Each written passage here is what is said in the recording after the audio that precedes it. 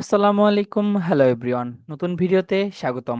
আজকের ভিডিওটি শুরু থেকে শেষ অবধি দেখলে আপনি একটি বিষয় শিখতে পারবেন। সেটি হচ্ছে আপনারা এইখানে অনেক প্রোফাইল দেখতে পান কিন্তু জানতে পারেন না যে কোন ইমেজগুলি বেশি ডাউনলোড হচ্ছে। ঠিক আছে, তো ওই কিভাবে জানবেন সেই জন্য একটি অটোমেশন টুল আছে। সেই টুলটির মাধ্যমে আমরা এখন বের করে দেখাবো যে কিভাবে আপনি জানতে পারেন যে এই প্রোফাইলটিতে কোন কোন ইমেজগুলি ডাউনলোড হয়েছে বা হচ্ছে, যে আপনি চাইলে সেই ধরনের ইমেজ তৈরি করে আপনার প্রোফাইলে দিতে পারেন। এই জন্য আমাদের এই অটোমেশন টুলটি তৈরি করা হয়েছে।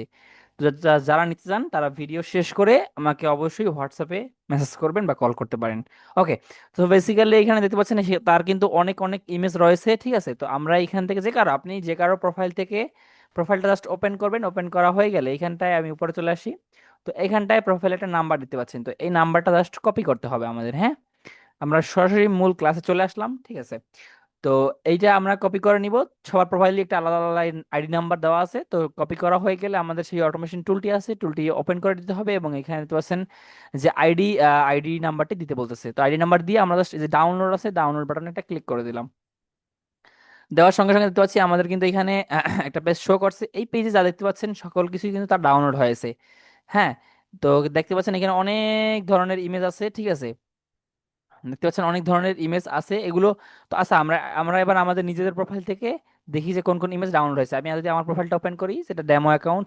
তো সেখানে দেখতে পাচ্ছেন এখানে প্রথম আছে এই ইপিএসটা, দেন এগুলা আছে আস্তে আস্তে। তো আমি জাস্ট এই প্রোফাইলটা ওপেন করে নিলাম, এইখানটায় নতুন একটা ট্যাবে এইখানে ওপেন করে নিলাম। হ্যাঁ, তো এই হচ্ছে আমাদের সেই প্রোফাইল। ঠিক আছে, অনেক সময় আসবে না এইগুলো, হিজি বিজি থাকবে। ঠিক আছে, ডাউনলোড আসবে না।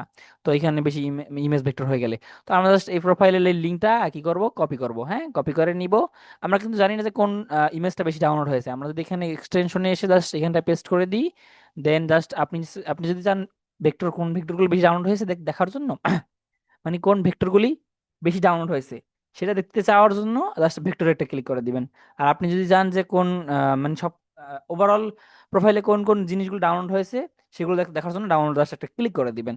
ক্লিক করে দিলেই সঙ্গে সঙ্গে আমাদের এই দেখেন চলে আসছে নতুন একটা ইন্টারফেস। প্রথমে কিন্তু আমার এই ইপিএসটা আছে, যেটা কিন্তু আমার প্রোফাইল অলরেডি আমরা দেখেছি, যেটা চারবার চারবার কিন্তু ডাউনলোড হয়েছে। হ্যাঁ, তো এটা কিন্তু প্রথমে আছে, দ্বিতীয় হচ্ছে একটা ইঁদুর, তো আমরা দেখি দ্বিতীয়ত একটা ইঁদুর, তৃতীয়ত একটা টিক চিহ্ন।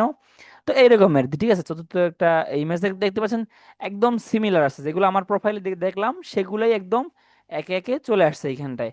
তো আপনারা এই অটোমেশন টুলটি নিয়ে ভালোভাবে ব্যবহার করে চাইলে আপনারা ভালো ভালো প্রোফাইল বের করে আপনারা চাইলে ইমেজ টু প্রম্পট বানিয়ে, ঠিক আছে, সেগুলোকে কিন্তু আপনারা ছবি তৈরি করে মার্কেটে আপলোড করে ভালো একটা টাকা আর্ন করতে পারেন।